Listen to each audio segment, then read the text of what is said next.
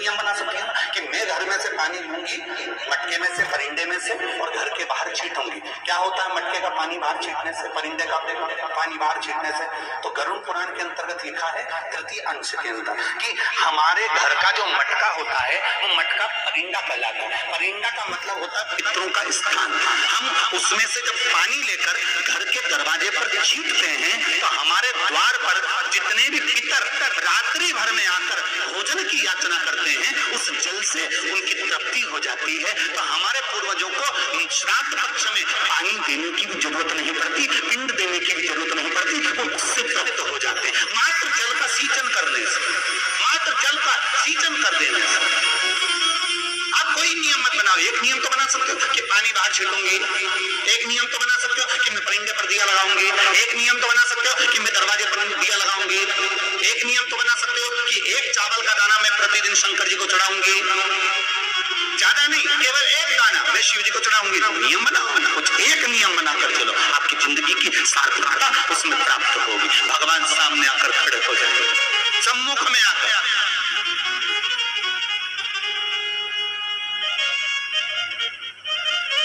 नियम आपका होगा, पूरा उसको करना होगा, पूरा उसको करना। तेरे मंदिर में आना मेरा काम है और मेरी बिगड़ी बनाना तेरा। जरा जरा सी बात में हम लेकर बैठ जाते हैं, हम अगर ऐसा करेंगे तो चार लोग क्या कहेंगे, हम ऐसा करेंगे तो चार लोग क्या। अरे चार लोग एक ही चीज कहेंगे और वो आखिरी में कहेंगे राम नाम सत्य है, उसके सिवा कुछ नहीं कहेंगे।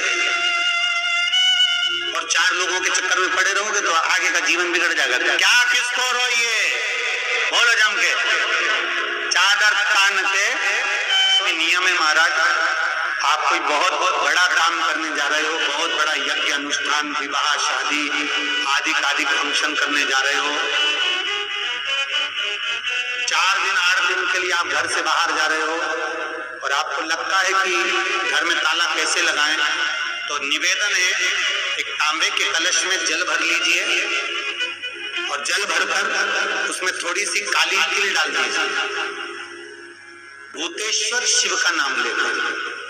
कौन से शिव का? भूतेश्वर, शमशानवासी भूतेश्वर शिव का नाम लेकर काली तिल डाल दीजिए, कलश को प्लेट से ढक दीजिए, घर के किसी भी भाग में उसको रख दीजिए। उसके बाद आप चले जाए। किसी की सामर्थ्यता नहीं है कि उस घर में कोई पांव रखे, किसी की सामर्थ्यता नहीं है।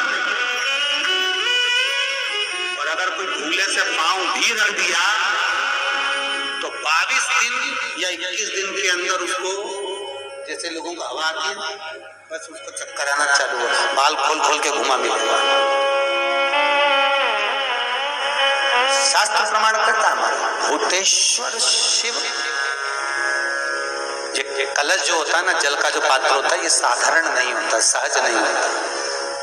महाराज आप सबको मालूम होगा कि एक बार भगवान राम जी महाराज को, लक्ष्मण को, लंकाधिपति रावण जो था, उस लंकाधिपति रावण ने देखा कि मेरी सेना जब हारने लगी, मेरी सेना जब हार रही है, तो लंकाधिपति रावण ने अहिरावण को बुलाया, मायावी अहिरावण, और अहिरावण को बुलाकर कहा भाई अहिरावण, मेरी सेना हार रही है, तू ऐसा करके सबको चपत कर दे। अहिरावण ने ऐसा चाल चला कि सबको बेहोश कर दिया, सबको मूर्छा दे दी अहिरावण ने, और राम और लक्ष्मण को उठाकर अहिरावण पाताल में ले गया। यह अहिरावण देवी की आराधना करता था, और वो भी जगदम्बा काली की आराधना। रावण शिव की आराधना करता था, विभीषण नारायण की आराधना करता था, और अहिरावण जगदम्बा की आराधना करता था। अब अहिरावण राम और लक्ष्मण को ले जाकर पाताल में छुपा दिया। चारों तरफ हाहाकार मच गई। विभीषण को लगा आखिर हुआ क्या, ये सब सो गए, बेहोशी में पड़े हुए हैं, इनको मूर्छा आ गई, क्या हुआ क्या है। तब विभीषण के पास में श्री हनुमान जी महाराज आए। केवल 2 ऐसे थे जिनको मूर्छा नहीं चाहिए, विभीषण और एक हनुमान, क्योंकि हनुमान शिव का होता, रुद्र का होता, शंकर का एक स्वरूप, बेहोशी नहीं चाहिए। हुआ क्या, विभीषण ने कहा हनुमान बस मैं इतना सा पूछना चाहता हूं कि मेरे ऊपर तो माया चलती नहीं, पर तुम्हारे ऊपर माया नहीं चली, इसका कारण क्या? हनुमान जी ने कहा मेरे ऊपर माया आ भी नहीं सकती, क्योंकि मैं रुद्र का अवतार, शंकर का अवतार। यदि आप शंकर का अवतार हो तो शंकर को याद कर कर बताओ कि राम और लक्ष्मण गए कहाँ हैं? हनुमान जी महाराज ने उसी समय पर अपने इष्ट भगवान राम का स्मरण कर कर शंकर भगवान को जानने के लिए तुरंत हनुमान कहाँ पहुंचे? जहां पर जितने रावण के सैनिक मरते थे और उनका जहां अंतिम संस्कार होता था उस शमशान में पहुंच गए हनुमान। और हनुमान जी महाराज जहां रावण के सैनिक का अंतिम संस्कार हो रहा था उस शमशान में जहां भूतेश्वर बैठा हुआ था, मेरा भूतनाथ, मेरा भगवान भोला भंडारी बैठा हुआ था, हनुमान जी ने जाकर कहा हे भूतनाथ, हे भूतेश्वर, हे शंभु, हे त्रिकालदर्शी, हे चिलम्बासी, हे कुबेर का भंडार करने वाले कुबेरेश्वर, कृपा करिए बता दीजिए कि राम कहाँ है? भूतेश्वर खड़े होकर बोले हनुमान, मैं तेरे साथ चलता हूं, तेरे भीतर समाहित होकर पताल में चल। जिस पताल में मेरी ही अर्धांगिनी मां काली विराजमान है, जगदम्बा, उसके 5 दिए लगे हैं, जिसको हिरावन जलाकर रखा था, वो 5 दिए एक साथ बुझेंगे तब जाकर अहिरावन मरेगा, तब राम लक्ष्मण सामने खड़े मिल जाएंगे। भूतेश्वर भगवान को हनुमान जी ने अपनी गदा के अग्रभाग में, गदा में एक आगे का कोना भाग होता है, उस भाग में बिठा लिया भूतेश्वर। और भूतेश्वर को बिठाकर हनुमान जी महाराज पताल में चले गए। पताल में जैसे गए तो 5 दिए लगे हुए मिले, 5 दिए लगे मिले। अब विचार करा हनुमान ने कि इनको मैं दियों को 5, एक वहां लग रहा तो एक वहां लग रहा, एक ऊपर लग रहा तो एक सामने लग रहा, एक देखो तो पीछे लग रहा। अब ये 5 दिए चारों दिशा में ऊपर, इनको फूंक भी मारूंगा तो एक घूम के मारूं तो एक साथ नहीं बुझे। अब करा क्या जाए इन 5 को मारने के लिए? तब भगवान शंकर गदा पर जो बैठे थे भूतेश्वर, उन्होंने कहा हनुमान एक काम करो, तुम्हारे 5 मुंह कर दो। हनुमान जी का पंचमुखी अवतार, तुम अपने 5 मुख करो। और हनुमान जी महाराज ने अपने 5 मुख कर लिए। नरसिंह का अवतार, बराह का अवतार, ऐसे 5 मुख हनुमान जी महाराज ने करे। गरुड़ अवतार, हनुमान जी ने ऐसे 5 मुख बनाए, एक ऊपर, एक उत्तर, दक्षिण, पूर्व, पश्चिम के मुख बनाकर शंकर भगवान गदा पर थे, गदा सम्मुख में रखकर भगवान शिव बोले मार फूंक, और हनुमान जी ने जो फूंक मारी 5 दिए एक साथ बुझ गए। राम और लक्ष्मण सामने खड़े मिल गए, सामने खड़े। यहाँ के लोग नहीं समझते कि शंकर पर जल चढ़ाने का क्या लाभ है। शिव महापुराण कहती है अगर एक दिन, शिव महापुराण की कथा कहती है रविवार को अगर लोटा भरकर शिव को समर्पित करा जाता है तो घर में तेज लक्ष्मी प्राप्त होती है। क्या मिलती है? तेज लक्ष्मी। सोमवार के दिन भगवान शंकर को अगर जल चढ़ाया जाता है तो हमारे घर में शीतलता का अनुभव होता है, शांति मिलती है। मंगलवार को अगर शिव जी के मंदिर में, शंकर के मंदिर में जाकर 1 लोटा पानी चढ़ाया जाता है तो हमारे कार्य में उन्नति होती है। बुधवार के दिन अगर शंकर पर 1 लोटा पानी चढ़ाया जाता है तो जिन लड़कियों का विवाह नहीं हो रहा, जिन बच्चों का विवाह नहीं हो रहा, उन बच्चों के भी विवाह हो जाते हैं हमारा। गुरुवार के दिन अगर शिव जी के मंदिर में पानी चढ़ाया जाए, जल चढ़ाया जाए तो घर में विद्वत्ता का अनुभव होता है हमारा, बच्चे पढ़ने में प्रखर होते हैं हमारा। शुक्रवार के दिन अगर शंकर के मंदिर में जल चढ़ाया जाए तो नारी का अखंड सौभाग्य होता है महाराज। शनिवार के दिन अगर शिव की आराधना करी जाए, शनिवार के दिन अगर शंकर को जल चढ़ाया जाए तो जिंदगी में व्यक्ति की कभी अकाल। और निवेदन करूंगा फिर, पार्थिव शिवलिंग का निर्माण कर कर जो पूजन करते हैं उनसे निवेदन है, रात्रि भर शंकर का शिवलिंग, पार्थिव शिवलिंग रात भर मत रखिए। कई माताओं को फुर्सत नहीं मिलती, अभिषेक करवा लेते हैं घर में, कई ब्राह्मण लोग अभिषेक करवा देते हैं, पूजन करवा देते हैं, और शंकर भगवान रात भर बैठे रहते हैं। पार्थिव शिवलिंग रात भर तुम्हारे घर में नहीं होना चाहिए विसर्जन। केवल एक हड़ताली का तीज का दिन ऐसा होता है जिस दिन पार्थिव शिवलिंग रात भर पूजा जाता है, रात पार्थिव। तो ब्राह्मण श्वेत मिट्टी का, क्षत्रिय लाल मिट्टी का, वैश्य पीली मिट्टी का और शूद्र काली मिट्टी का शिवलिंग का निर्माण करे। रात भर शिवलिंग को ना रखे। शंकर भगवान के प्रसाद को रात भर नहीं रखना। कहीं शिव मंदिर में गए और प्रसाद मिला भी है आपको, वैसे तो शंकर जी के मंदिर में प्रसाद नहीं मिलता। क्यों? तो लिंग पुराण के अंदर और शिव महापुराण के अंदर वर्णन किया गया कि भगवान शंकर ने नंदी को वचन दिया था, सुनो नंदी। शंकर भगवान से नंदी कहता है हमारा भरण पोषण कैसे हो? शंकर भगवान कहते हैं नंदी, मेरे शिवलिंग पर यदि, कई लोगों को थोड़ा ध्यान दीजिएगा, बहुत कथा पर बहुत ध्यान देना। शिव महापुराण की कथा है, बार बार ऐसी कथा नहीं मिल सकती आपको। सुनोगे आप अपनी जगह पर, बहुत वक्ता हैं, बहुत प्रेम से बांचते हैं, पर जो कथा रस तत्व से आपको मिल जाए उसको ले लीजिए महाराज। कोई वस्तु, कोई भोजन आप बनाकर लेकर गए हो, कोई पकवान आप बनाकर लेकर गए हो, कोई फल लेकर गए हो, यदि शिवलिंग पर वो पकवान, वो मिठाई, वो फल टच हो गया तो वो खाने के योग्य नहीं रहता। वो घर पर लेकर मत आना, मंदिर में ही छोड़कर आ। यदि भोजन, पकवान, मिठाई, शिवलिंग यहाँ पर है और भोजन का भोग तुमने इतनी दूर से लगाया है, फल इतनी दूर रखा है, वो शिवलिंग पर टच नहीं करा गया है, तो उस प्रसाद को, उस फल को आप पा सकते हो, उसको खा सकते हो। पर जो शिवलिंग पर टच हो गया फिर वो केवल नंदी, श्रृंगी, भृंगी, प्रेतों का, भूतों का, आहूतों का भाग होता है। प्रेत भूत आहूतों का भाग, वो फिर खाने योग्य नहीं है। हाँ, यदि नर्मदेश्वर महादेव हैं, नर्मदा जी के जल से कोई शिवलिंग प्रकट हुआ है, नर्मदा जी के जल से, कोई कंकर से, नर्मदा के जल से अगर कोई शिवलिंग प्रकट हुआ है, उस शिवलिंग की स्थापना कहीं पर है या आपके घर में है, तो उसको कुछ भी टच हो जाए वो पा सकते हो, पर बाकी के शिवलिंग को स्पर्श किया हुआ नहीं पा सकते। केवल एक नर्मदेश्वर महादेव नर्मदा के जल से प्रकट।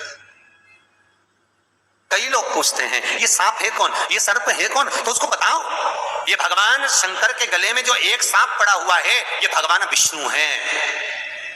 और शंकर भगवान के सिर पर जो जटा में सांप दिखता है, वो हाथ में सांप बंधे रहते हैं, वो दो हाथों में, कमर पर, सिर पर, केशों पर जो सांप 5 नजर आते हैं वो, तो बताओ ये शंकर भगवान की 5 लड़कियां हैं, जया, विषहरा, शामली बारी, दो तली और देव। ये 5 लड़कियां भगवान शंकर के इर्द गिर्द घूमती हैं, आसपास भ्रमण करती हैं, सभी ये शिव की बेटियां भगवान शंकर के साथ भ्रमण करती हैं। 5 जया, विषहरा, शामली बारी, दो तली और देव, ये जो 5 पुत्रियां थी शंकर भगवान की, ये वासुकी को दी गई थी महाराज, क्योंकि ये सर्प की योनि में थी, इसलिए ये वासुकी नाग को प्रदान करी गई थी। वासुकी नाग कौन सा? जिसने मंथन कराया। वासुकी नाग कौन सा? जिसके फण पर पूर्ण पृथ्वी विराजमान है। वासुकी नाग कौन सा? जो निरंतर देवताओं के हित के लिए कार्य करता रहता है। एक पान के पत्ते के ऊपर, मात्र पान जानते हो, वो खाने वाला जो पान करता है उसका पत्ता, पान के पत्ते के ऊपर जो चंदन से शंकर के नाम, पार्वती का नाम और ब्रह्माणी सरस्वती का नाम लेकर शिव को समर्पित कर दे महाराज, उसकी भी तिथि बताइए, बड़ी सुंदर है।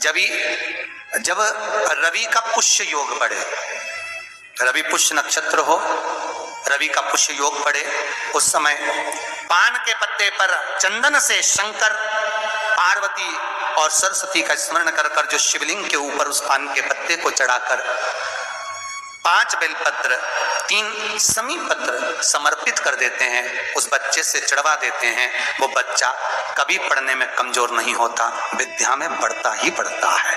पलटकर माँ बाप को देखना ही नहीं पड़ेगा, बच्चे को कभी भी माँ को कहने, और उस बच्चे को प्रणाम करवा कर वापिस लेकर आए, बच्चा विद्या में प्रबल होता है। विद्या प्रकट भगवान शिव देने वाला है। सरस्वती को सर बोले। शिव महापुराण की कथा, लिंग पुराण की कथा, विष्णु पुराण की कथा, पद्म पुराण की कथा कहती है कि किसी वृक्ष के नीचे जिन वृक्षों का गुणगान हमारे शास्त्र करते हैं, जिन वृक्षों का गुणगान हमारी पुराणे करती हैं, उन वृक्ष के नीचे अगर एक मंत्र का मन का भी फेरा जाए तो उसका पुण्य हजारों गुना प्राप्त हो जाता है, आप रूप प्राप्त होता है अपने आप जिस पुण्य को करना चाहो। मेरा बहुत निवेदन है महाराज, बहुत प्रयास करा करो, प्रयास करना। अगर हाथ के मनके की माला भी नहीं हो और किसी पीपल के पेड़ के नीचे 15 मिनट बैठने का मौका मिल गया, आंवले के वृक्ष के नीचे 5 मिनट बैठने का मौका मिल गया, किसी आंवले के वृक्ष के नीचे 5 मिनट बैठे हो, ओम नमो नारायण का मंत्र का स्मरण कर लो, ओम नमो भगवते वासुदेवाय का जाप कर लो, बस उसका फल चौगुना हजारों गुना प्राप्त हो जाता है।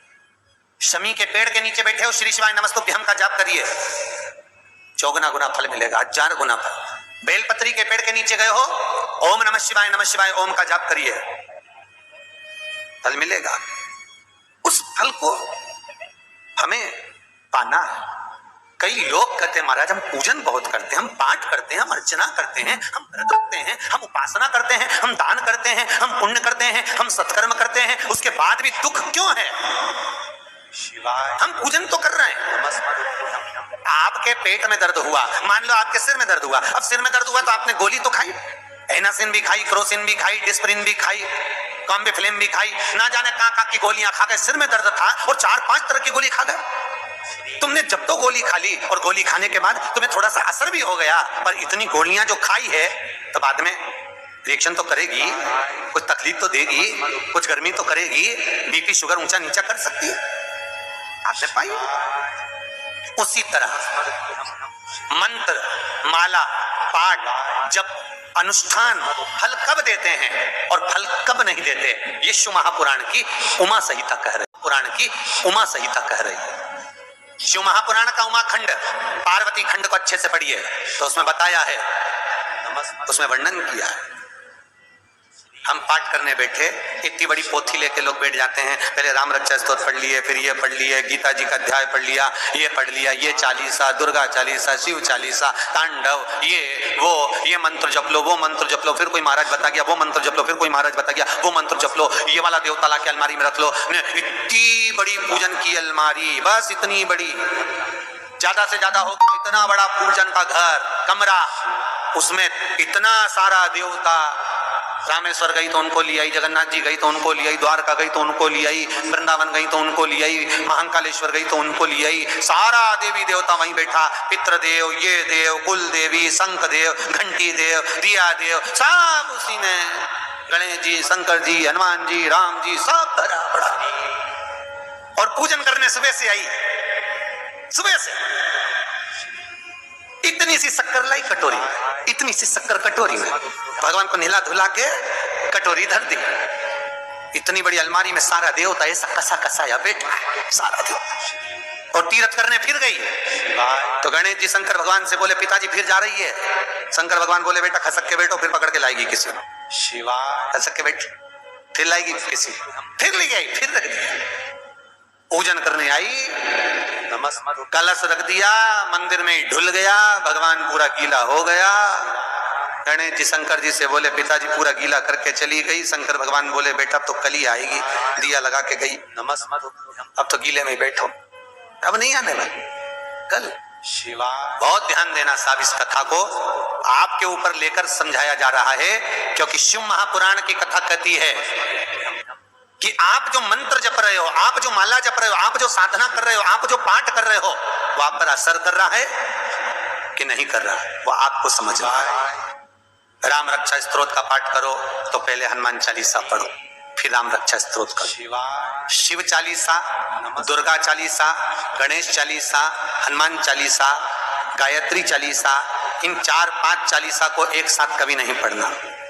एक चालीसा यदि आपने पढ़ ली है शुरू में, तो पाठ पूरा होने के बाद जब उठने की तैयारी हो तब दूसरी चालीसा पढ़ दो, बाकी की चालीसा भले आप पाठ में पढ़ दो, पर एक साथ 4 चालीसा का पाठ नहीं होना चाहिए।